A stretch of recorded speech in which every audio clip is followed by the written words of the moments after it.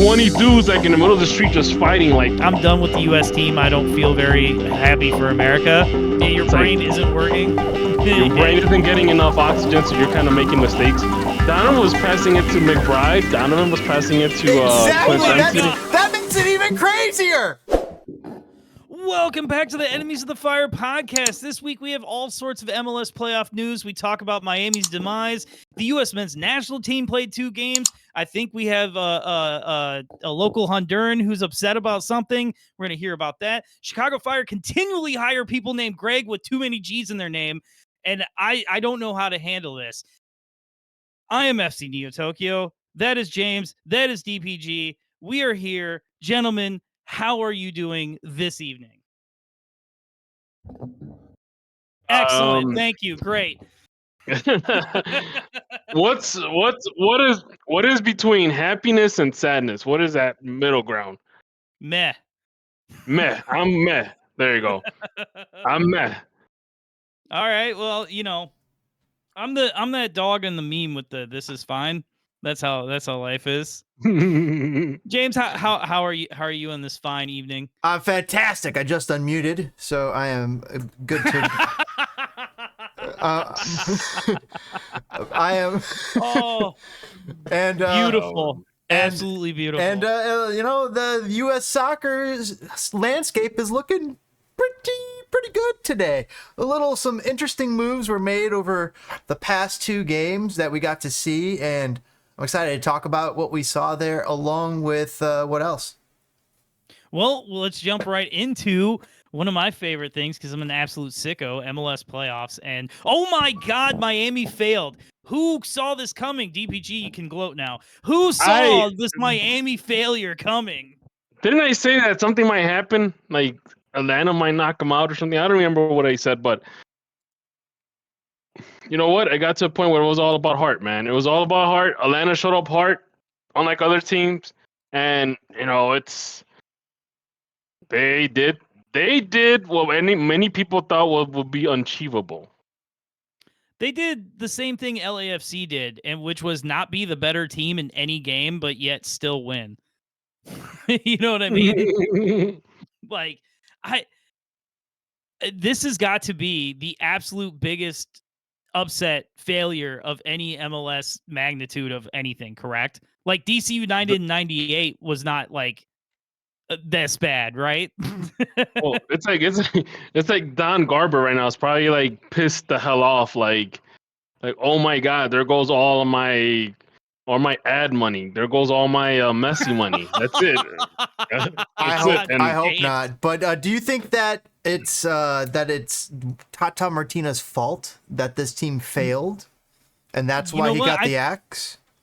I think DPG does. DPG's been the one on this podcast numerous times talking about how Tata Martino is not all that in a bag of chips. So, I mean, Tata Martino is I always contend, like, was this man able to kind of control all these egos in that locker room? Like, you got Suarez, you got Messi. It seemed like it, right? They got along. They set the points record. But it's like he couldn't get them working together. I don't know what it was. Like, it was weird because, like, Atlanta wouldn't stay down. Like, well, I mean, listen, to your point, I don't think it's Tata Martino's fault. And I also don't think he's the best coach in the league, even though he did. No. So we're burying this. Tata Martino has been fired while also simultaneously finishing second in the coach of the year voting. But yeah, that's wild. I just think this is somehow a collapse of a bunch of guys who won Champions League titles who didn't collapse in the most intensive moments, but collapsed in the MLS playoffs. Not like, is this almost better than if they had won? You know what? And the thing is that it kind of makes you wonder, like, I mean, is this what MLS playoff is? Like, all the top teams just like crumble when it really matters? Well, we're going to get there, but yeah, I personally I believe every good team in the playoffs is gone. Like, you have by far the 3 best that were head and shoulders above any team in the league are now out.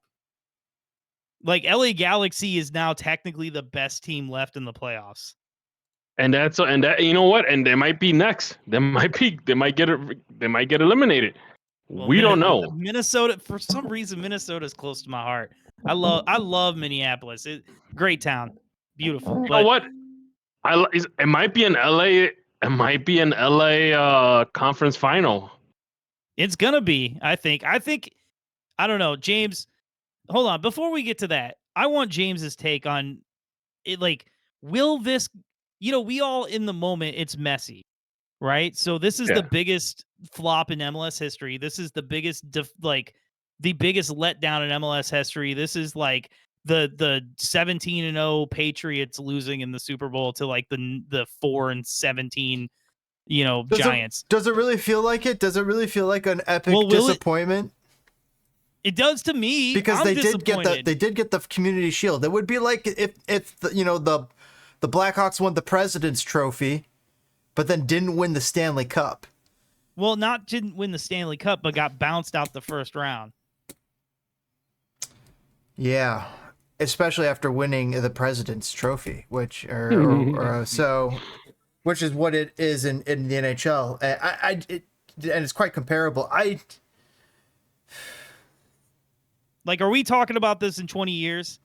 Are we going to get together and be like, oh, man, you remember that Miami team that failed? Not if he stays and wins it one next year. But if he does not win, if he does not stay, yes, that will be Messi's lasting impact on MLS. It's the fact that he never won it all. Sure, he had a great team. Sure, he won a Copa, a Copa Crappa, and then he also won a Community Shield. A Supporter Shield, dude. They set the record for points. Supporter Shield, which is fantastic. You know what? But the record-breaking, as you just pointed out, the record-breaking Patriots did not win the Super Bowl, but do we really remember them for that?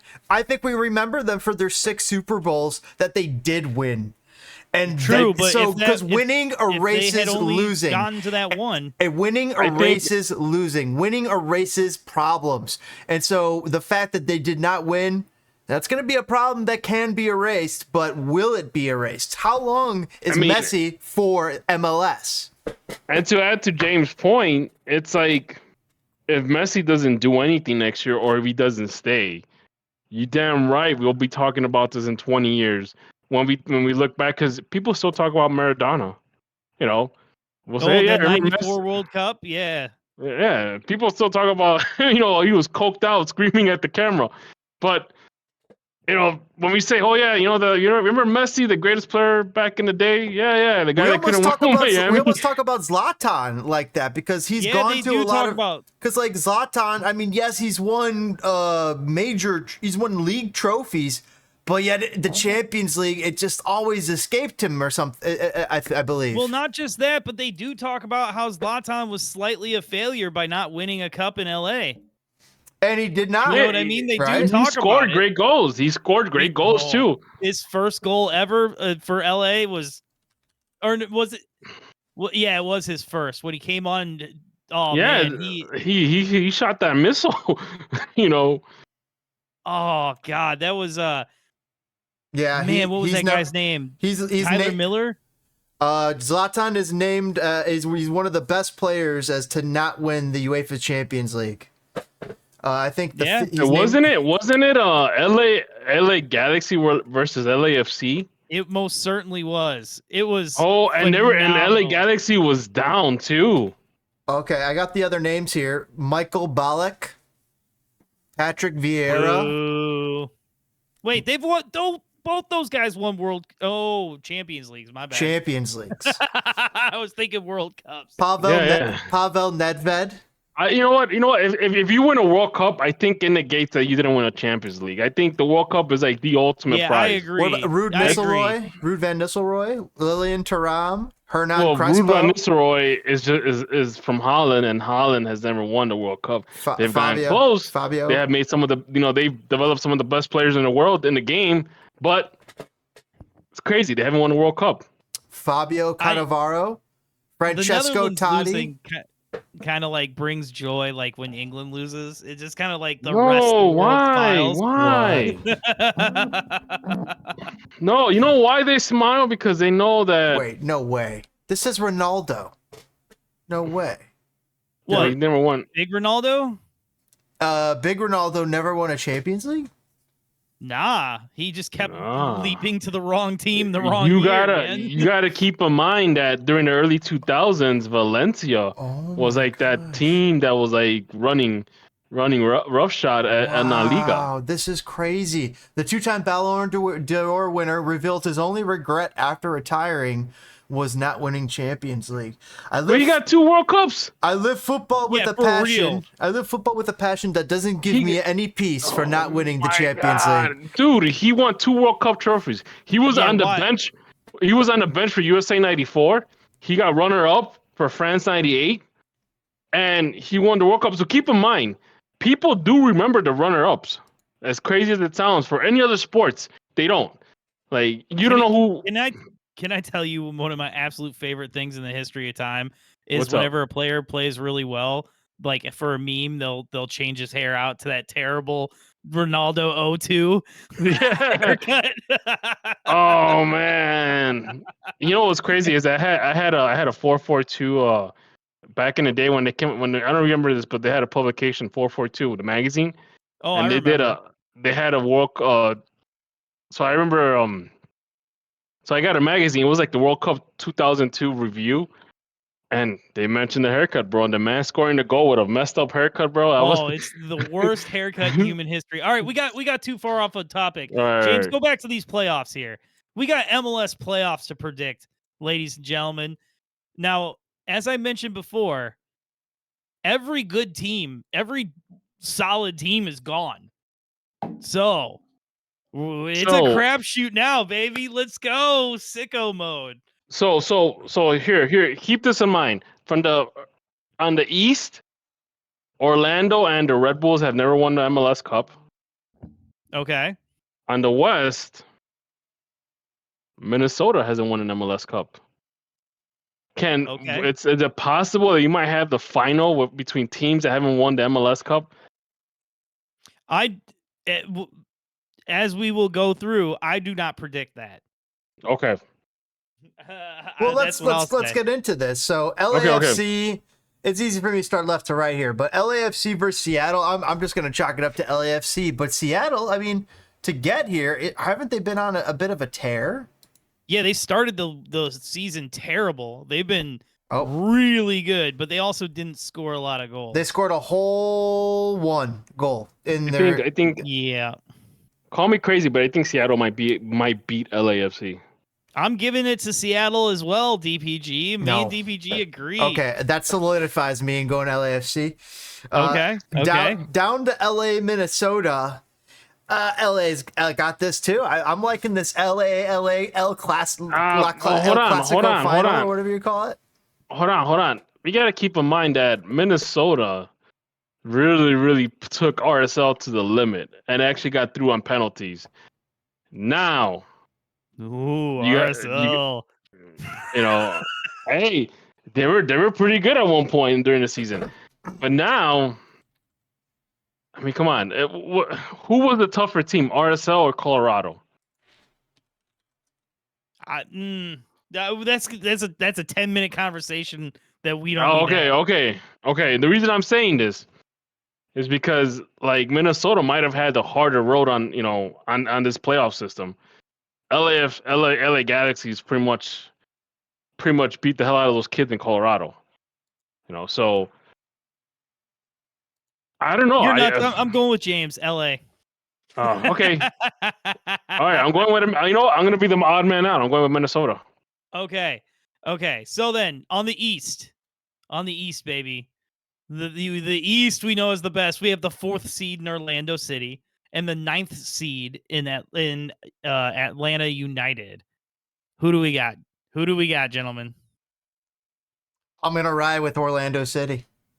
You know what? I thought about that, but then I saw who they're playing against. I think Atlanta still has some of that magic. It's Atlanta, baby. Atlanta's gonna ruin everything. We all want good soccer. Atlanta could definitely ruin everything. everything. I could see that happening. I mean, especially if they're on the riding this high of, and you know, maybe they have slightly better players than Orlando. Let's actually take a slightly deeper dive into this. Oh shit, a deeper dive into the stats. I just want to see starts in 3 days. So let's see, 15 wins for Orlando versus 10 wins for Hotlanta. I mean, that's going to count for a little something there. Average goals per game. Yeah, I don't know. I want it for both teams. I need it for both teams. Recent head-to-head matches. Well, guess what? We've got 2 head-to-head matches this year. And it looks like the home team, Orlando, beat Atlanta 2-1, and then Atlanta early in the season beat them 2-0. Man, I think Atlanta's gonna just ruin everybody's good mood. Yeah, just crash the party. I wonder what the Asian handicap is. The what? The what? You don't see this? It says no. Asian, what? It says Asian handicap. On the betting screen? Yeah. Is that for the Asian markets? Maybe. I was just curious what that would mean. I have no idea. Also, we have other. You took me aback for a second. Yeah, I was blew like, your guys' what? mind there for a second. Here's the other thing: Atlanta's coming off a 2-game win streak. Orlando's coming off a 2-game draw streak. The average goals for Orlando 1.7, Atlanta 1.4. Atlanta's just literally freaking slayed Messi's team. You know, it's how are they not overconfident? That confidence must be like through the roof on that team. Like, nah, you don't want to. Yeah, you don't want to be the next one up after that. Yeah, Atlanta's gonna swag their way through this whole thing and get to the conference finals. Now, I know James's analytical brain is going on. Look at it. He's looking at dials. This is wild. Now, I want to get to the game that excites me the most. All right. Here we go. Where we have a team playing in someone else's baseball stadium versus a plucky group of racists in the New York Red Bulls. Look, man, this is New York versus New Jersey, okay? I know, I love this. This is like, as far as all the other bullshit that's surrounding FC F the kids, you know, hashtag F the kids. I love this matchup. Like, I can't wait to watch this soccer game. I'm so excited. I'm waiting for these I'm waiting for these two like support groups just to go at it in the streets of New York, like riot style. Like, I have a feeling they might go riot style. Dude, I think you're right. I think there's legitimate concern of a little bit of hooliganism, which did it happen a couple years ago? Like, they're fighting in this. They've had some like legit fights. Now, again, there's also been fucking Nazis in NYCFC's fan group at times, so there was issues there. But like, there's been legit just fights between fans at bars between these two fan groups, which is kind of the best. Like, I mean, I've seen videos. You're right about that. I don't know. We might have seen the same video where they're like fighting outside of a bar and they're like in the middle of the street. It's like a whole crowd. Like, it's one of those step down kind of bars, so it's not on street level. It's down, and they're all like flowing out of the bar, fighting and everything. Yeah. Like 20 dudes like in the middle of the street just fighting. Like holy crap! Like, is this a NYFC versus that Red Bull, or this is like a Celtic, Celtic versus Rangers match? You know. Well, okay. Here's a question for James. I don't know if you people can see the other screen, but James is sharing his screen, and as we're talking, his brain is going a million miles an hour and clicking around. It's absolutely amazing. He's that meme with the math problems. But no, I want to ask you, like, me and DPG kind of laughed about it because you don't see it a lot, so it's a little bit memey, but should we worry about actual fan violence for a RB, Red Bull New York NYCFC matchup? I mean, you should. That will be a first. Yeah, you definitely need to be concerned. I mean, think about for LA. Wouldn't. Yeah, I know. Well, LA is not too bad, but like I can imagine, like New York City FC and the Red Bulls like going at it, and someone getting really hurt. That the next year they have like horseback police, like separating the two groups. But I mean, it hasn't happened recently, has it? Really? They're gonna have to come up with the riot police. There's been some fights at these football games, and yeah. No, but those are small. Those are small in scale, though. We're talking about. We're talking about real Green Street hooligans type stuff where they're getting ready with bottles and chains. I hope they got not. Brass knuckles. Yeah, they usually got enough police force out, presence out and about Soldier Field and City Field and because we don't have what is it, SoFi Field or whatever it is for the who's our closest rival? Who's the closest team to us? Minnesota. What? St. Louis. Talk about the nicest group of people who could possibly descend on your state and city. I've never had any problems with supporters. I think for the most part they've been pretty cool. Like well, for a long time, they did push that what they call it, Major League Friendship. You know what I mean? Where they tried to keep things cool and keep things like between supporters. We could all get behind flares. Like just but I think the New York teams are like its own entity just because, as Toke mentioned, all the stuff that's been going on and behind the scenes and all with the Nazi supporting groups and all that stuff. So that's like its own entity. That's like it's a very weird pocket of American soccer. Just kind of like how for very different reasons the Northeast is the weird pocket of soccer. It's just that's the fun thing about having a country this large is like shit's different everywhere. So anyway, pizza doesn't taste the same. Oh crap! Did we even predict the game? Have any of us said who we think's gonna win? So I said Atlanta. No. For this one, New York. I'm gonna go Red Bulls. I'm going Red Bulls too. Oh my God, this is the first consensus we have. I actually think the Red Bulls are going to MLS Cup. It's going to be a Red Bulls. It's going to be a Galaxy Red Bull Cup. Someone needs the child support money, man. Put a couple of shekels on New York Red Bulls, but you didn't hear from us. We're not financial advisors. Playing like he's going to need a bump in pay. I got to score a set number of goals for I can hit the bonus.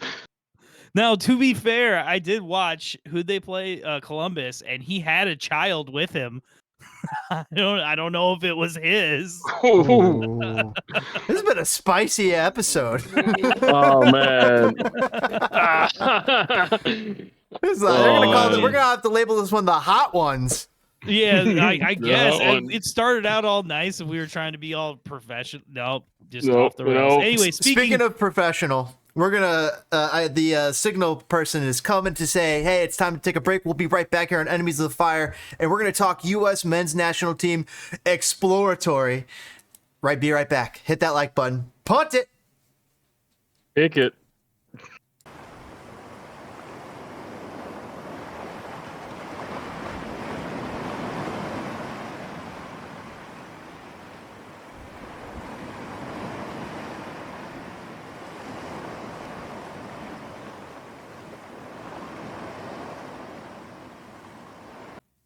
Welcome back, fellow enemies of the fire. Right now, we're going to talk about two U.S. Men's National Team games, and like good soccer fans, we all watched both of them, right? Well, yeah, and just like both of them, that reminds me, real quick, Landon Donavan. Oh my God. We're talking about U.S. Men's National Team stuff here. I just want to briefly bring this up. Lionel Messi just equaled Landon Donavan as the most assister, 58, in the history of international football. I think this is the perfect time for him to retire. Well, how crazy that Donovan had that record. Can I just add that, Donovan, he's played against CONCACAF's best teams, meaning when you're playing against Barbados and St. Vincent and the Grenadines, you tend to get a lot of goals. Okay, right? But like Ronaldo be getting goals against like Gibraltar. Okay, but look at Messi. Messi has to go play against Colombia, has to go play against Ecuador, has to go up, has to play in the sky when he plays in Bolivia. It's passing it to Mauro Icardi, though. I mean, like, it's no slouch. He's passing. Before that, Kun Aguero. Same thing with Neymar. Neymar's not passing it to any slouch either. Yeah, Donovan was on planet Earth. Yeah. Donovan was passing it to McBride. Donovan was passing it to exactly. That makes it even crazier. That kind of makes it even crazy. Well, hold on.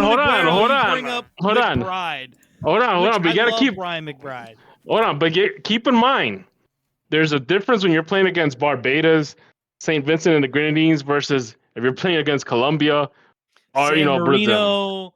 No, Messi doesn't play against Messi. I'm talking about Messi. They play so many more friendlies against other teams though because they only have the 10. He's playing everybody. Argentina travels the world being the cash grab that they are. And speaking of cash grabs, back to the U.S. men's national team. How about that whiplash? Hold on. Flowers for Landon Donovan for having a world record that actually wasn't just something dumb. It was like a legit thing. And Landon Donovan, he did it with a subpar cast, in my opinion, compared to what Messi and what Neymar's working with. And they're going against, and it doesn't matter what they're going against similar competition.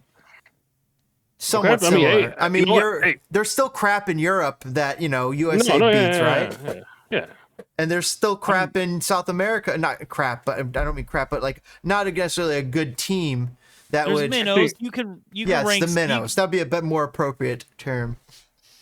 They were getting a lot of goals and assists off of Venezuela. All right. Anyway, let's go back to the U.S. men's national team. I made the joke earlier. I did not watch the first game, and I found it very difficult to find. I broke out the rabbit ears, could not do it. The second game I did watch. You got to watch on Paramount Plus, brother. It wasn't on. It was Paramount. It was on Paramount Plus, and you know why I know? It's because I was standing in Target waiting for my replacement vacuum cleaner, and guess what? I said, "Oh crap! It's 7 o'clock." U.S. men's national team. I have Paramount. It was not on. I was upset. Did you leave that on when you were driving home? I left it on too. Of course, yeah. I was listening to the game. I'm not gonna stop. No, never stop. You have to go. You have to go to the one. I mean, I do it on my phone. But you have to go to Hubs. Don't worry about it. Yeah. It's fine. Pepe Next got time a goal I'll walk you through. So Pepe got a goal in the first 5 minutes. Okay. And that was it, right? That was basically it. Yeah. Well, keep in mind, playing in Jamaica is tough. In the office, yeah, it's tough, man. We make it harder than it needs to be. Leon Bailey, Damari Gray, Blake. Yeah, they were without some of their guys though too. Some of their guys.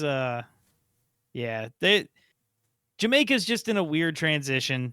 I say look out for them in the future, but I don't know. Like, I'll say this: I don't want to bury the lead or jump too far ahead. But in the game I watched, I was baffled by the tactics. It literally looked like 5th grade soccer where it was all right, he's the one good player on the ball, put him in the middle of the field, feed it to him 99% of the time. And that was Jedi, right? Did they do that in this first game? Did they do that in the first game? I didn't see the first game, as I mentioned. The first game was totally different. Didn't this man stop a penalty?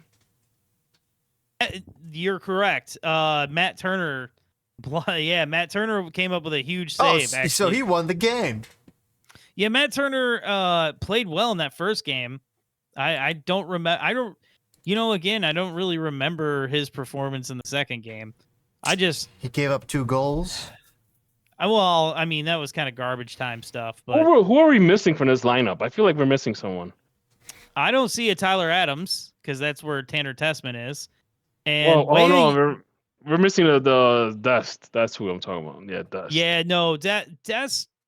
I can't wait to see Dest in this team. You can't wait for see a crazy ass dude on the lineup again. This team is starting to take form right before our eyes. I'm getting excited here. We're starting to see that all of this is in preparation for the 2026 World Cup. I'm still not sold on Pepe though. 2 goals in the last 2 games. I agree, but You don't have to be. We have other options that could. Well, I rather develop. use the other options.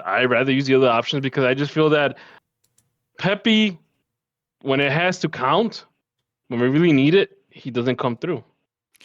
I've seen a lot of Pepe. I think has been better for the U.S. than he has been for his club teams. But I am a Haji Wright apologist. I will say that. But Haji did kind of screw the pooch on his first opportunity Pochettino gave him. How about So, this weird I mean, I'm not Yunus Musa over on that left-hand side? Did you see that? No, right-hand side. Right-hand side. Well, he's Yeah, playing it's right right-hand wing, side. right? Yeah, he's So that's the other thing. Pochettino's like, Timothy Weah, you are a left winger. And it's like, well, where's Christian Pulisic go? And he shoves Pulisic in the center. And then Musa played out right at Valencia for a while. And apparently Pochettino was like, yeah, I loved seeing Yunus Musa play out on the right. So Yunus Musa out on the right, Timothy Weah on the left, and Pulisic and Robinson in the center of the park passing the ball to each other. Like, and it's kind of mental. I feel like if he had put Aronson where Musa is, that might have worked a little bit better. That's a good midfielder, though. I'm looking at this midfield. That's a good midfield. I'm not mad at Tanner Tessman. He didn't. Tessman is the odd man out on this line. Well, I mean, is he? I mean, he's getting a lot of love at Yeah. Well, yeah. Yeah. Where's he at that just instantly got relegated? Leon. Right? Yeah, they're now instantly going to get relegated because of some kind of shenanigans. I don't know. But anyway, I digress. Yeah, I mean, he's improving. He's getting better. He's getting the opportunities. I can't be mad at it, man. You know, and like, can I say something? He's injured, but how did you even think of I almost called him his dad's name. Did you even think of Gio Reyna once? No. No, actually. Oh, that's a good point. Gio Reyna once, did you? No. Do you guys remember immediately after the World Cup, and I said that there will be guys on this team that we think are locked starters forever that will never play again, and guys who, you know, we've never heard of that'll start? Oh, look! Yeah. It's our boy. It's our head coach. Oh, that's our G, man. So what do you think those two are saying to each other? I was thinking the same thing too. How did contract negotiations went with San Jose? How's your stay in Chicago so far? Okay, are they enjoying this or are they hating? I think Greg's looking at Bruce like, were you in the final 3-2? And Bruce was like, of course, you know I was. But Bruce and Greg, I think they're there, and I think they're actually there to both support Pochettino and, you know, take a few of the tools, to borrow a few of his tools for a little bit so they can refashion what it is retro when you could re-engineer retrofit when you backwards engineer something. Oh, backwards. Okay. Reverse engineer. Basically, reverse engineer some of these tactics and ideas that Pochettino's playing with, and bring something back to their teams. I think that's what they're doing there. I think they're both they're there to shake his hand, tell him, hey, we're gonna try and do everything we can to support you from our teams. I bet you they are gonna try and do that, and they'll be texting. It's good to have those types of relationships. Okay, hold on. Go back to the lineup. The coaching world's a smaller world. It is a smaller world. Yeah. Now of this lineup, is there legitimately, this is a two-tier question, is there a single player on this field or in the subs that the Chicago Fire can realistically sign for the start of next season? No. Scally. And then twofold, would there then be anyone for San Jose? Scally. The answer apparently is no. Nobody on the starting 11. Maybe Scally, but that's it. But I don't think you could get Scally because he's Scally over. He's Europe. Scally's playing in he's gone. Germany, doing his thing. Who's on the bench? Let's go down. Hold on, real quick. Maybe Matt Indulge Turner. me. No, let's go to the bed. I mean, nobody wants him right now. We're good. You know, We're I've good. said that before. Sign Matt Turner and sell Chris Brady, and Nah, take the profit. And get somebody we're else. good. We're good with Chris Brady. All right, let's take a look at down here.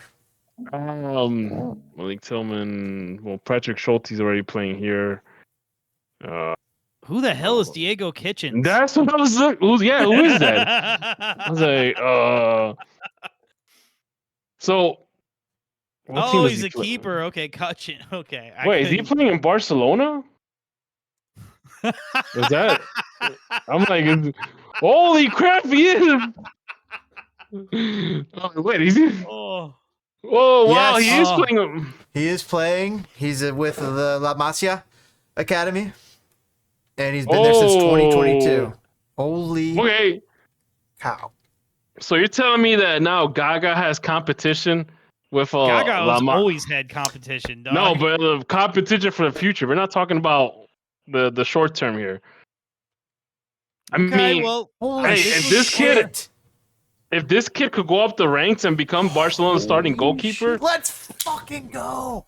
we might have a goalkeeper, ladies and gentlemen. We might have a goalkeeper. Dude, there was a Cooking lot of ifs. in Cocken's kitchen. I mean, You know what's crazy is that we're both like, who the hell is Diego Kochen? And now we're like excited for the kid.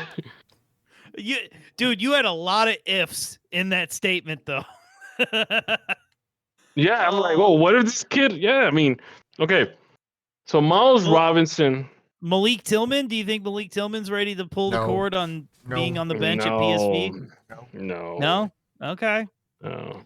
Not Yeah, trusty. no, maybe. I mean, What? Trusty How's just got Brandon- that move to Celtic. How's Brandon Vasquez doing in the La Liga, Liga I MX? think he's been fine. I don't think amazing. I think middling. So that might be a possibility.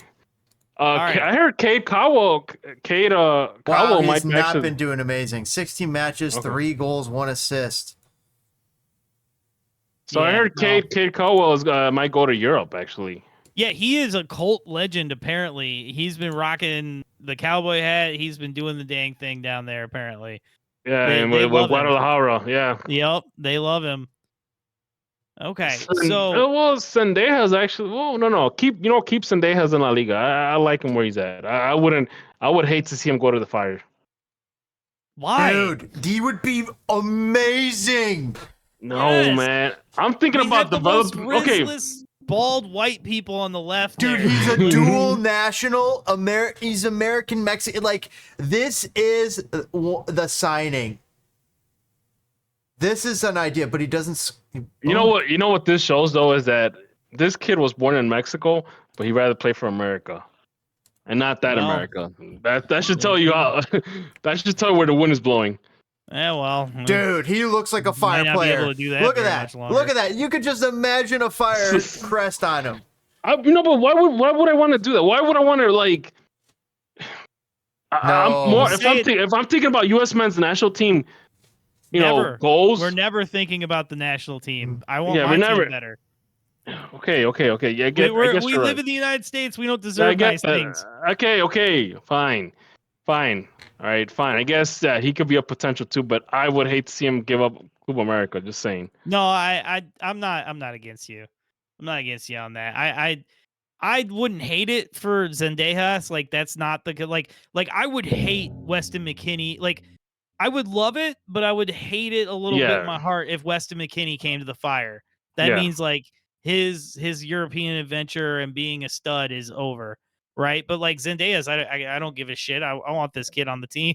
So I guess that's wrong of me, but So how anyway, are you feeling now after these 2 games about Pochettino? He experimented with these last 2 games, so that was what was interesting. Does that they put you in a lurch, or is that making you be like, this guy's got confidence to be able to cook? I just want Pochettino to get comfortable and really learn how to manage this team. Mm-hmm. That's what I want. Like I get it, but it's all positive, right? It's all positive it's signs. I mean, it's not negative. I'm trying so hard, but I cannot get myself excited. Like, if we had World Cup qualifying to look forward to, talk about excitement, man. I'd be crawling in my own skin. We're auto qualified. I just cannot get like it's because it all culminates to it's one game the build up in June of 2026, right? Yeah. So like until then, it's hard to care. It's because like with the World Cup qualifiers, it's like a build up, man. You go through those phases.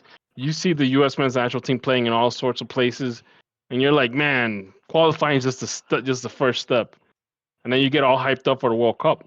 So no, I get it. Speaking of getting hyped up for the World Cup, is it time we transition? Oh my God, I was just gonna do that, sir. I appreciate you. So briefly, Mexican coach Javier Aguirre covered in blood after being struck by a can thrown from the stands following Mexico's loss in Honduras, which brings us to Honduras. Now I'm gonna say this. Hold on, before you rant. Whoa, that's pretty metal. Like the video of it's pretty rad. He does not flinch very hard. I can't watch it. No, he doesn't. No, the man just literally just takes his hit. Yeah, he just takes it like a fucking G. He's just like, whatever. So, out of all the Mexican national team coaches, like this man is like the one I probably respect the most. Like, not just because of what happened here, but just the fact that he has coached in Spain for different teams. He's coached the Mexican national team multiple times now because this is like their messiah for them. But I don't agree what happened to him here. I think it's stuff like that shouldn't be happening at the stadium. I think it's just stupid. He didn't deserve that. He did double bird the crowd, correct? Yeah, but you know what? I'm not condoning. I'm just asking. Yeah. I get it, but I mean, people talk crap all the time, like back and forth. People say stuff all the time. I agree. It doesn't mean that you're gonna bash somebody's head with a can. Now, granted, I do blame the Honduran Federation for, not being more aware of what they saw in the stadium. Because, dude, when you go to Soldier Field, you cannot get a can. You have to get that thing poured in a plastic cup, a plastic bottle. You have to give them the top. They're not gonna let you walk. Give them the top. Yep. Oh my God. And guys, look at that. But this is like, man, who was the genius that said, hey, let's get some cans and let's sell these cans? Like, did nobody think this was gonna happen? Well, you don't want the nanny state giving you all these regulations and rules. No, I get that, but I think with everything that has happened before this game, like he barely flinched. Like I know. He barely flinched. I know, like everything that has happened before. He still puts his hand out to shake the hand of the coach. That's the thing. Though. Like before the game started, like this man was literally talking to the Honduran national team coach. They were like talking, just like casual talking, like two friends talking, like nothing serious. Like this man has not said a bad thing about Honduras. Now the Mexican press, on the other hand, I cannot defend what they have said prior to this game. Probably the reason why everybody was so heated during this game. So that Honduras lost this game, correct? No. So they won the game in Honduras. They won 2-0. Oh, okay. So they won 2-0, and then So that kind of sucks too. Is you threw a can at the guy. It's not like it's not like everybody's pissed off because we got smashed. That sucks. They had won the game. The game was over. Aguirre was actually walking out to go shake the hand of the head coach, and somebody decided, hey, let's just throw a can at him. And this is what happens. And of course, CONCACAF already gave its ruling. Honduras has to play its next game behind closed doors with no fans. Oh, really? Because of that? Oh, no way. They dodge a bullet, and I'll tell you why. If it would have been a multi-game ban, it would have actually crept into the World Cup qualifying games. So I think they have the play-in game against Bermuda that they're playing in. I think they're playing home and away. So they're probably going to play that game with no crowd. But then they have a qualifier game in June against I don't even know what team, but some Caribbean team. Dude, Honduras beating Mexico. That's crazy. Well, the thing is, at Mexico. home, yeah, they beat them 2-0, but like, look at the next game. That's the Yeah. problem. Also, So did I see that's still Andy Nahar's impressive. 40-year-old self playing still? yeah, he's still playing, and you know what? He's actually not bad. Wow. So here's the thing: Mexico doesn't have that great of a record in Honduras. Like honestly, out of all like the other CONCACAF teams outside of the U.S., I think Honduras has a claim of beating Mexico more times. After the U.S. because Mexico, I can literally count in my hand how many times Mexico has beat Honduras in Honduras, like maybe twice these Wow. past 20 years. That's wild, man. Like, so they got their number. They Now, have their number in Honduras, yes. And this so is what why happened at Azteca? they didn't play in Azteca. They actually went they went into a higher elevation. They decided to play this game in Toluca. Really? Which is a higher elevation. It got so bad. And this is why I like you mentioned before how the US is a big country. Like, obviously when the US goes to play Mexico and Azteca, they go train in Colorado because you have a higher altitude. You need the players to get used to that altitude because the air is thinner, stuff like that. Here's the thing. The players first, I want to say that the coach didn't really. I think it was a mismanagement of players, a lack of logistics, meaning that this team actually flew into Toluca the night before the game. So you're not giving the players can't do that. Right. Yeah, you can't you're not giving the players time to adjust to that altitude and whatnot. And it got so bad that during the game you had players asking for oxygen. Oh, that's impossible. You can't do that. So it was a logistical issue. It was a man management, and the fact is Honduras cannot defend from crosses. Like they couldn't defend crosses. I don't know if it was because of lack of oxygen, because obviously your mind, yeah, your brain isn't working. Your brain isn't getting enough oxygen, so you're kind of making mistakes.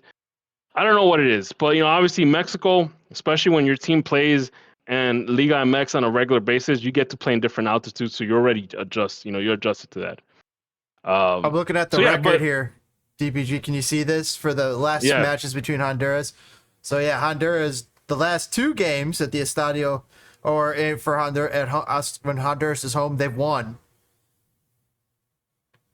Yeah, Honduras. Yeah, Honduras is a bogey team for Mexico, but and keep in mind, we're like the only Honduras is the second team after Costa Rica to beat Mexico in the Azteca on a World Cup qualifier. Wow. Yeah, so, I won a lot of money off of that. Like I won the a US, lot of money off of that. I'm still waiting for the US to beat Mexico in the Azteca. Like it's not a matter of when. No, it's not even a matter of if. It's a matter of when. I mean, we should have did it last time, man. Yes. That would have been lit. But anyway, so bad man management.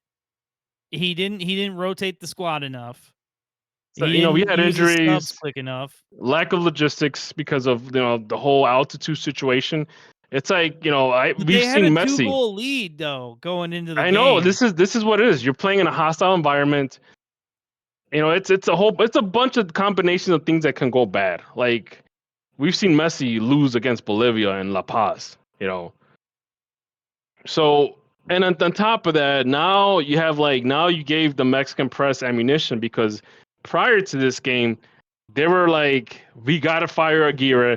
This team sucks. This team is the worst generation ever. Now they beat Honduras 4-0. And now it's like, oh my God, we are good again. There's life. Great. There's life. Wow. We, blah, blah, blah. And the thing is that we know how this story ends. We all seen this. Mexico is going to go into the final of the Nations League. And who's going to be on the other side? Panama. Good. Nope. God, no. God, no.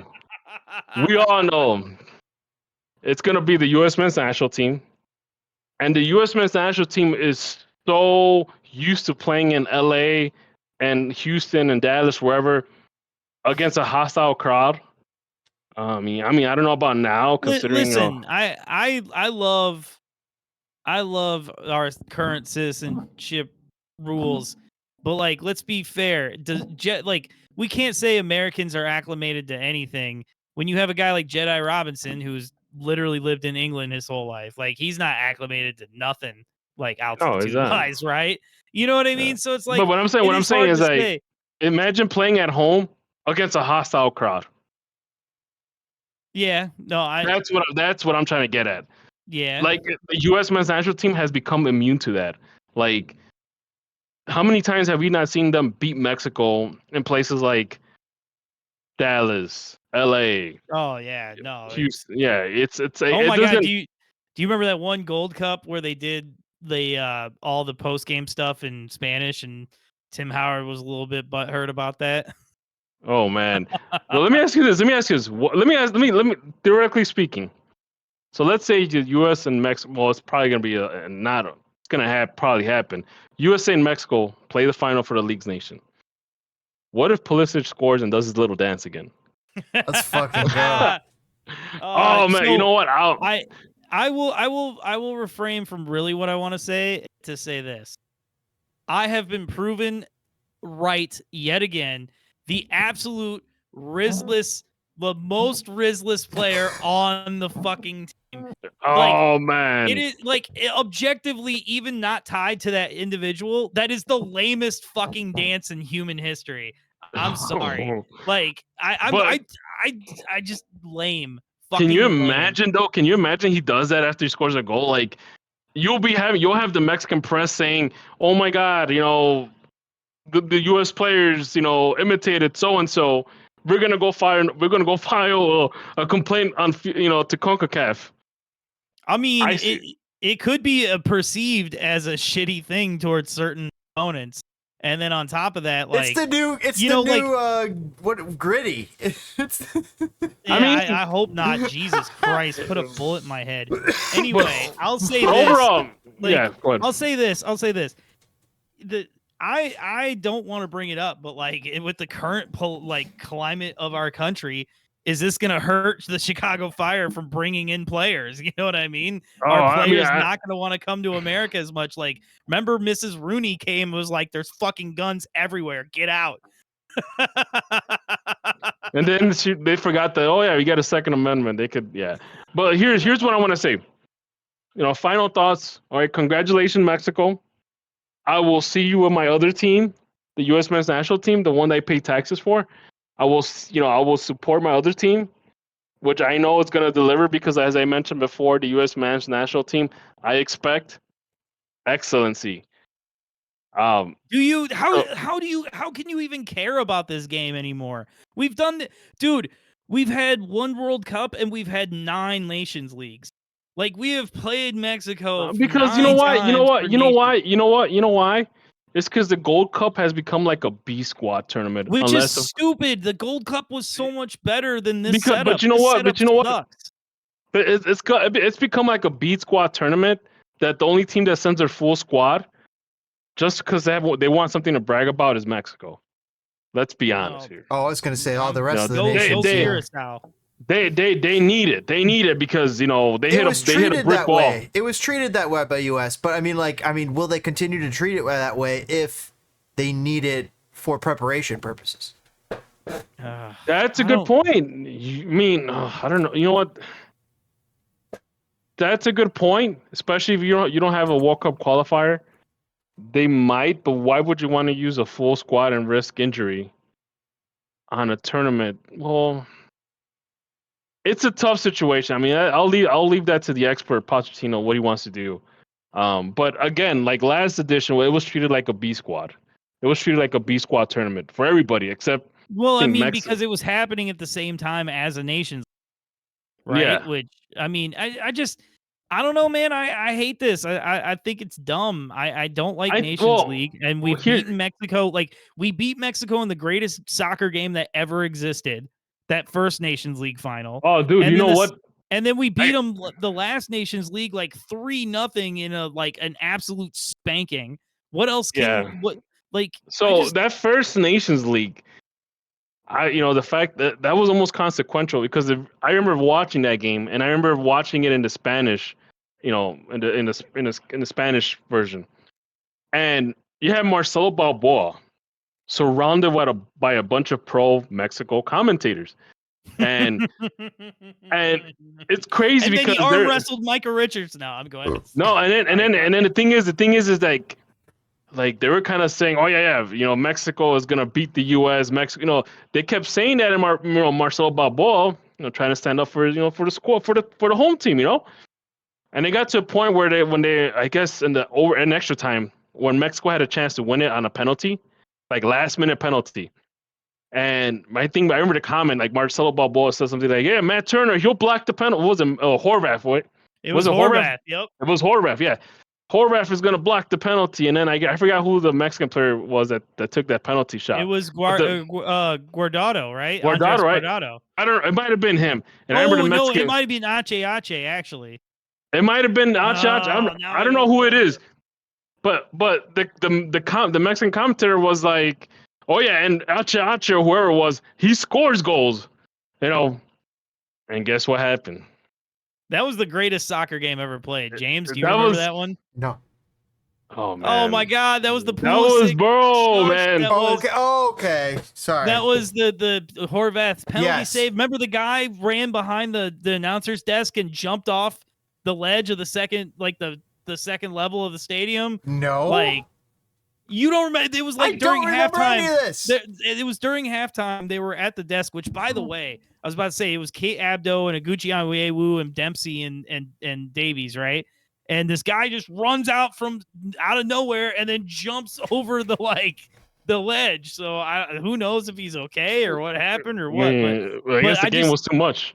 A big shout out! Did you guys see Kate Abdo was at the desk for the Logan Paul Mike Tyson fight? No, I didn't see her, but I did see the fight.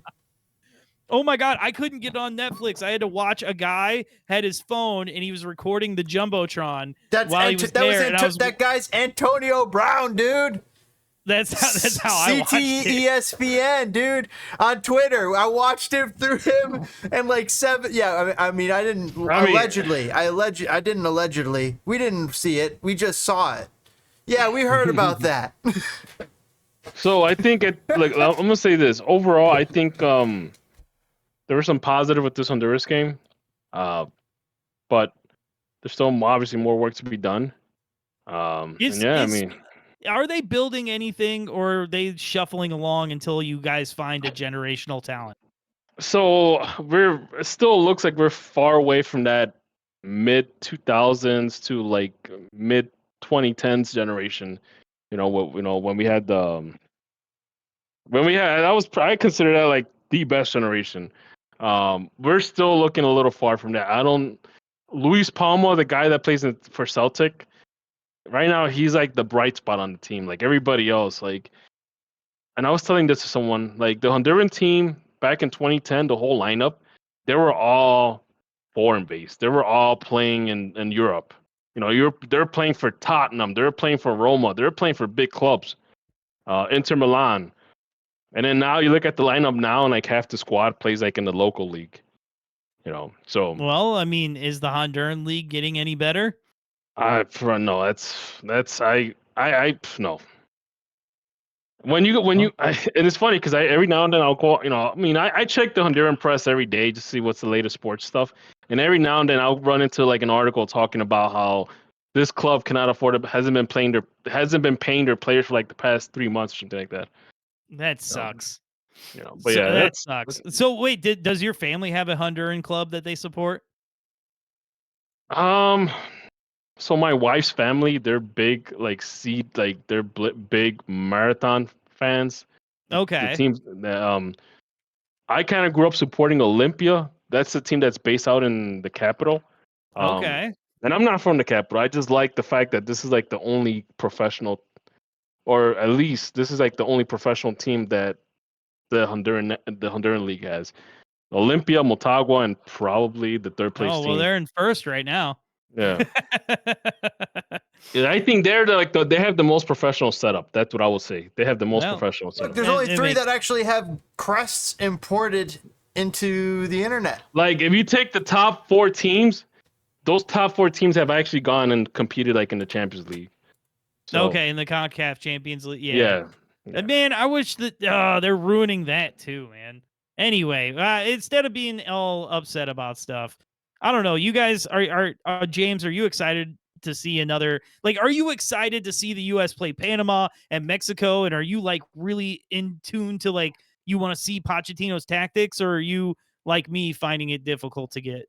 I want to see that final. It depends when the games are. When are the games? I was watching Monday Night Football with my family. It's March. Okay. Don't worry. Monday Night Football is going to be over. Baseball is going to be on. All right. Well, if there's no football on, then it has a lot less competition. So, and that's the thing is that it's. I mean, I'm probably more excited about the final with the U.S. conquering like their third Nations League trophy. Okay, I find it hard to get like real pumped up, and like I'm not gonna lie, Christian Pulisic made it a lot harder to stay excited and engaged for me. Oh, don't tell why, because of the dance. Don't let politics bring you down. Don't let it. Come on, man. I'm gonna tell you, the last time this happened, I was like, I'm done with the U.S. team. I don't feel very happy for America.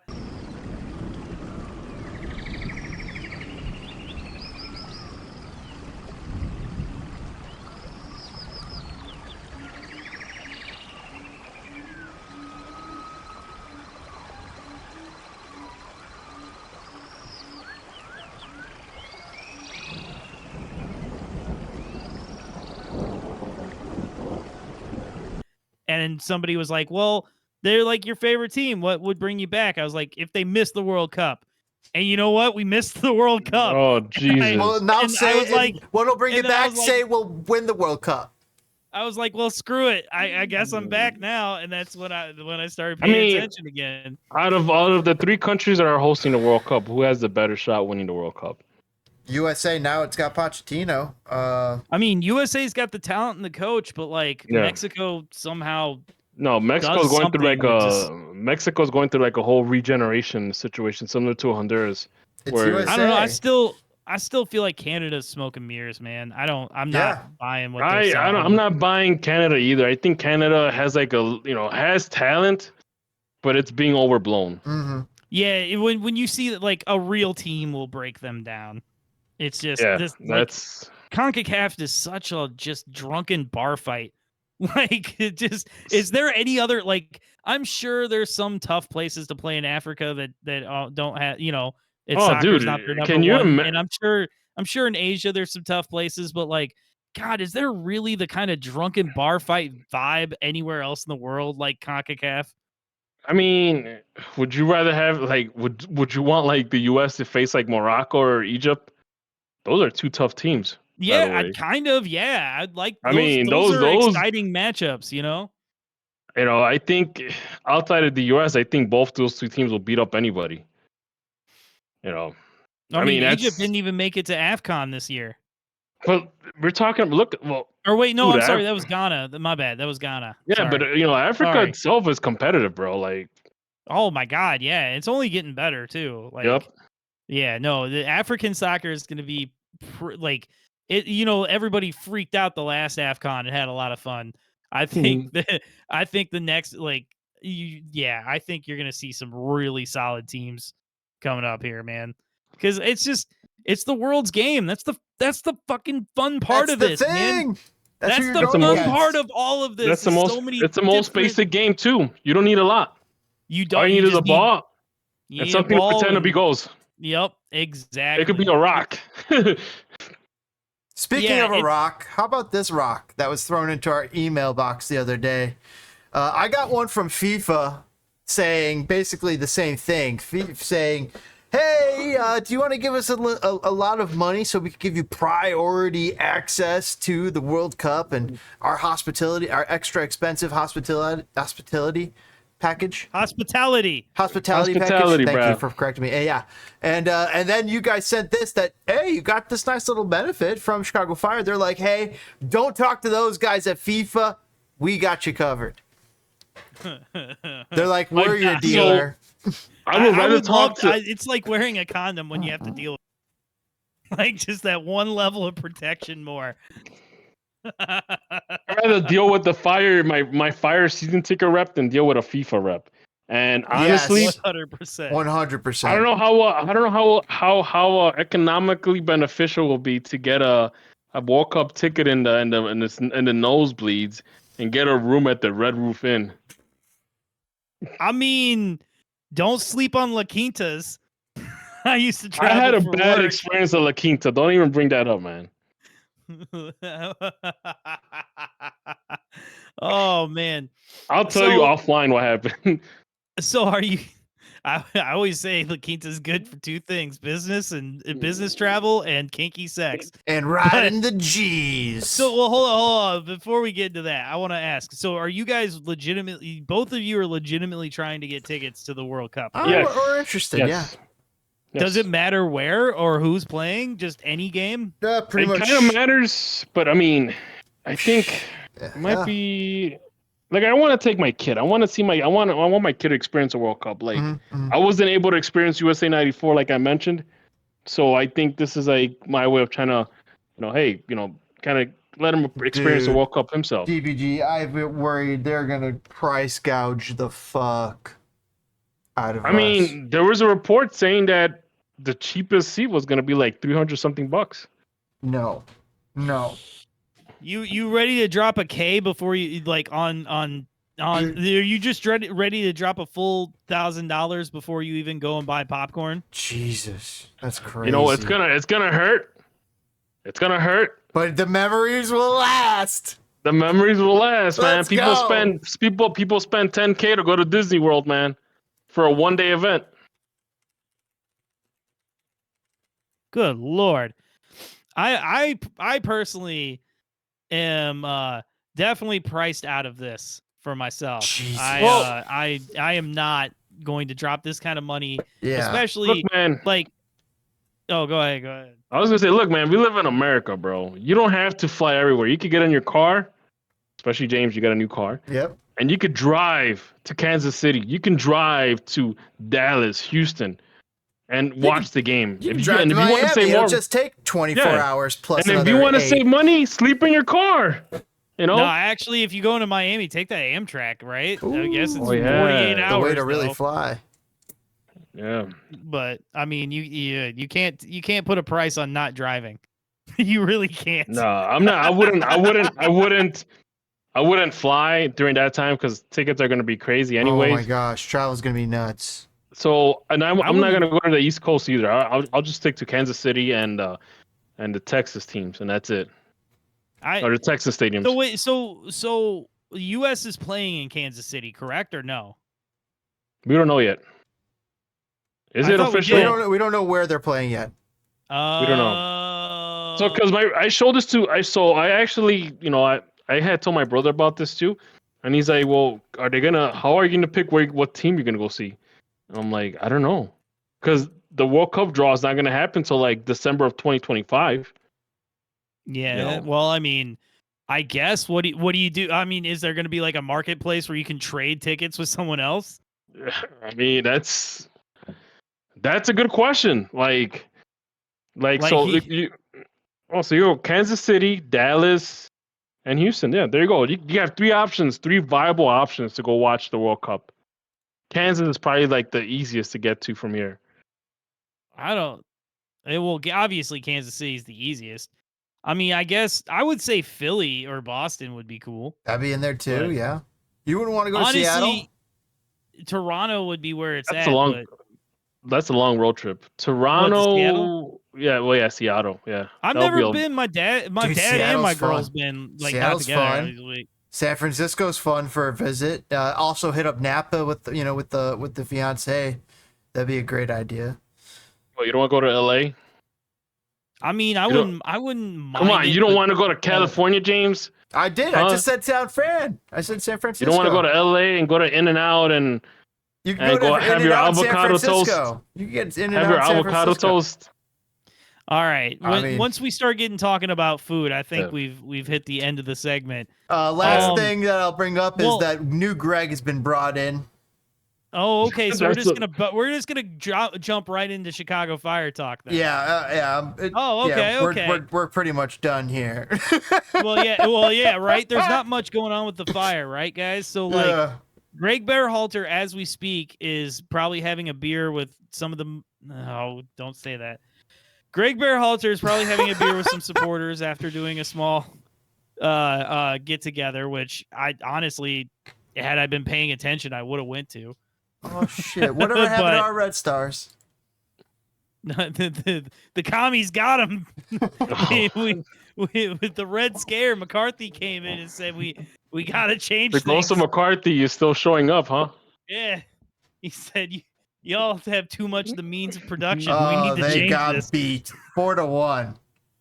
Yeah, dude, we talked about. Oh no, we didn't. You're right. We were talking about the match. Yeah, happening. We forgot to cover that. Chicago's Red Stars lost, which sucks. Next year we'll pay a little bit more attention to them. Mm-hmm. So Chicago Fire news, like we said, so apparently we fired or he left the coach of Chicago Fire too, which has been the most successful thing about the franchise other than Sparky in the last decade.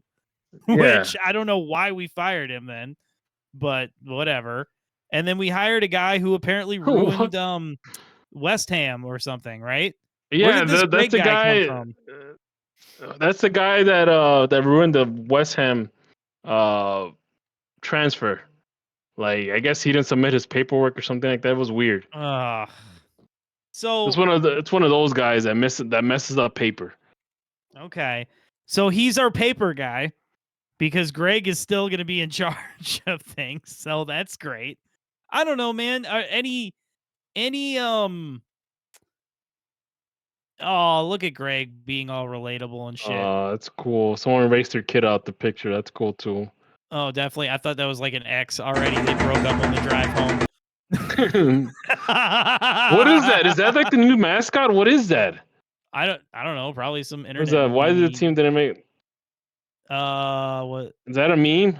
Apparently, it's a meme. Man, that's what happens when your team sucks. You get all these random. And like, what is he wearing? Like, what is this? What is this? Is it Arthur? What is this? Is that Arthur? Is it Arthur? Is that Arthur or Grandpa Simpson? I don't know. Grown up Arthur. Jesus. Oh, hey, what's up, Mauricio? You still with the team? That's a good sign. So I'm gonna tell you one thing that makes me slightly nervous. There hasn't been a single rumor. There's nothing for us to sink our teeth into. You're not going to hear anything. You're not going to hear anything after the season's over. The only thing we're going to hear right now in January. What are you worried about? The only thing we're going to hear about. You want rumors? We got stadium rumors. Oh, okay. Yeah, you know what? That's right. We have not super commented on this. Everybody and their brother wants something I don't want. So, what's new? I don't want the stadium to be built in the South Side. Like I'm not driving to the South Side. So what are you? Is that lot? No, what are you talking about? That lot 78 or whatever? Yeah, that lot 78. I ain't driving. It's not. I mean, you consider that South Side? That is South Side, bro. That's okay. Once you get past Addison, or I'm not Addison. At Madison, once you get past Madison, for me, it's the South Side. Oh, so as soon as the address is changed to S, yes, it's the South Side. All right. That's fair. like the sticks for me. Okay. But what I really by the way, Glasshouse Soccer, we shout him out all the time. He shouldn't say such horrible things about his wife. If my wife and I were Oh. Anyway, I'm sorry. You know what? Here, you want to know a funny story? When I told my wife when I was first dating my wife, I told her I'm a big Chicago Fire fan. She thought I was talking about the show. Of course. No. That's horrific. Okay. So Amari Glasgow. You got me so. Oh, good stuff. He scored too, by the way. I heard that kid's too small though. Like that's part of the problem. He's got to grow some. So what? Messi's small too, but he's breaking people's knees. You're right. Amari Glasgow on the Messi trajectory, baby. We're gonna see Amari Glasgow come on wearing number 30 for Barcelona. The crazy thing is, I remember Andy Herron talking about this kid when he first came with the Fire. Like he was like excited about him. Like, oh my god, this kid is really really good, and he did have a really good season with the Fire 2 squad. Oh my god, bringing that up just reminded me. you know who else we got other than that Greg guy was Mikey Stevens. Yeah. So what the hell are these two guys gonna do? They both like Mikey both Stevens is head of recruitment. Like, okay. wouldn't you want a guy like Mikey Stevens coming up to you and saying, "Hey, you want to play for the Fire?" Yes, cool. Come on. Yeah. Yes, cool. I guess it'll be nice and chill. Yeah. Yeah, it'll be chill. Like, and if you tell him no, he'll be like, "What's up? You know, how can we make this work? What can I do for you?" When did Mikey Stevens join the mob? How can I get you to love this club? How's your family? He opens up a code. You got y'all want to get into the Fire. Anyway, so I want rumors, man. I want to be Okay, we're gonna get rumors, bro. Just wait till the season's over. Obviously, right now there's like a transfer freeze, so we can't sign anybody. Like, moves happen. The second MLS Cup is like done. Like I don't know. Maybe I'm crazy, but I don't know, gentlemen. This is a show about the Fire, but the team is out of the playoffs and there's no rumors, so there's really not much going on. Locker room sale. Oh my God! So next week we might get show and tell because the locker room sale is this weekend. So if you're within the sound of my voice, yeah. Alex Calvarese says that Luca De La Torre could be on the table, Aaron Long, Brian Reynolds, Josh Sargent, Maximilian Dietz, and Weston McKennie potentially. Honorable mentions. I don't want Weston McKennie here. I don't want Weston McKennie. Don't ruin your career, Weston. Stay in Italy. Luca De La Torre is the one that like the most Luca achievable. De La Torre is the one that like. And he's the only one I've heard say anything about it, so I'll give him credit for that. But that's a great idea because wherever he's at Celta Vigo or whatever, they absolutely refuse to play him. They literally, I don't know. I think they bought him a PlayStation to not come near the field. So it'd be great for him to come and play soccer. So I don't know. Luca De La Torre. Let's start it right now. Luca De La Torre to the Fire. Here we go. Fabrizio Romano has it. Aaron Long, that helps out the defense. I mean, that shorts it up. Well, it does. You know, as much as I don't want Aaron Long, he's having like the season of his career. You don't want playing the best soccer of his life this year. You don't want business in the front, party in the back. No, thank you. Honorable mentions: we got Paul Areola, Sebastian Lletget, Eric. I will take Paul Areola. Eric Palmer. I will take the first two guys. But they both are failing at Dallas.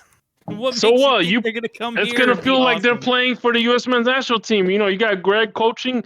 You got this, what's his face? Kellen Acosta. Kellen Acosta in front of them. What? It's gonna feel like they're back home again. What about EPB? Eric Palmer Brown. You know, I don't know what's happened with him the last couple of years. So, like, I don't know to be excited or not. Why do I feel like Will Trapp has been here? Why do I feel like Will Trapp has been around the league since like the early 2000s or mid 2000s? Because Will Trapp has played soccer since I've started watching soccer, so that's at least 06. Oh my God. Or I should say MLS. How old is he? He has to be like in the mid 30s. 31. 31? Oh my God, really? He started playing in 2013. Oh, weird. Damn, okay, I feel like that guy's been here longer than that. Yeah, you know, it doesn't help that like Wells Thompson and Will and like somebody there was a bunch of MLS guys named very similar things. Will Trapp has become like the Bobby Convey of this generation. Oh man, Bobby Convey, my heart breaks for Bobby Convey and the Owen Wolff. Owen Wolff and Jackson Ewell round out the list. Jackson Ewell terrifies me. I'll take Owen Wolff. I mean, Josh Wolf might be the assistant anyway, so ooh, you got a father and son duo. Josh Wolf doesn't have a lot of fans in the Austin area. So why? What do he do now? I mean, I think if I'm not mistaken, everyone at Austin FC hates him, and I think he's been fired, right? He's been done. Yeah. So has Curtin too in Philadelphia. I think he said some shit that was really kind of like shut up and accept that we suck type of stuff. So the fans hate him. So he said the Hopefully they thing can get that over it. so he said the thing that everybody knows but nobody wants to say out loud. Well, no, it was like stop complaining. Like it was like head in the sand stuff. It was like when Nelson Rodriguez was asked about the goalkeeping situation with Matt Lamson and Sean Johnson, he said, "What situation?" So like, Oh yeah, that clown. that kind of stuff. Yeah. So like, So chances are he might be an assistant coach for Chicago because nobody's gonna give him a head coach role anymore. Oh jeez. No, he's not getting nothing. Not for a hot minute. It sounds. James, did you have anything else for us this evening? That is all I had on the docket for us tonight. All right. Well, I have one last question then before we leave. Did we hire Greg too soon? Should we have waited for Jim Curtin? Hell no. No. I'd much rather have Greg. I'd rather have exactly. I don't want to wait 5 years till we make the playoffs. Because that's how long it took Jim to get Philadelphia up and running. Well, yeah, because he had to have a bunch of 16-year-olds turn 20. Well, that's the thing. I'd rather have a guy that knows what he's doing versus a guy that has to wait and wait for the seed to be planted. Okay, we're gonna see what happens, man. Because boy, oh boy, do I feel like Jim Curtin is a good coach, and someone is about to get something great on the cheap. You know who's gonna? Oh no, I was gonna say Atlanta, but Atlanta's good. Someone's Austin gonna get a good FC's coach. gonna get him. Yeah, that's a good coach out there. That's for sure. I mean, what about Inter Miami? Oh, the exact opposite from a guy who knows how to handle big egos to a guy who only has academy players. Exactly. They're gonna run roughshod on him, man. They're gonna tell him, "No, I don't want to play there. I'm gonna play there." No, That's there's my absolutely seat. no chance. There's no chance Jim Curtin coaches Miami. Somebody who you would think would never touch it. It's like going to be like a Pochettino to USMNT type of hire in Miami. It's going to be somebody out there that you have no idea. Oh, Zidane. Oh, he's number 5. But that's because everybody in front of him is much better. No. I will not stand here and allow you to say that Thierry Henry is a better coach. You know why? Xavi is not coming to Inter Miami. But look, man, you know why I say this? To coach Leo? You know why I say this is that it's too close. There's a better chance that Messi's gonna listen to a World Cup winner like Thierry versus the guy that's been coaching kids in Philadelphia. Still, wow. Jim Curtin is twice the coach Thierry Henry is. My goodness. He's actually got stats. Yeah, I mean, yeah. Thierry Henry is just he's just hanging out, man. Every job he's ever had, he's just hanging out. He's just a commentator, bro. He's itching to get back into Zidane to Miami would be the greatest MLS thing in the history of time. Oh man, imagine that guy. I would be more excited to see the coach than I'd see the team on the field. And the level of complaining he will do after every single game, worth the price of admission. And I bet you he's not gonna get suspended or fined by Don Garber. Garber's gonna let him. If this is Jim Curtin, hell yeah, he'll get fined. You're suspended for 2 games for talking crap about the ref. But since it's you, Zidane, don't even worry about it. I love it. I can't wait. Don't want to get headbutted. I cannot wait. Don't even worry about it, Zidane. Just talk all you want. I don't care. Oh man!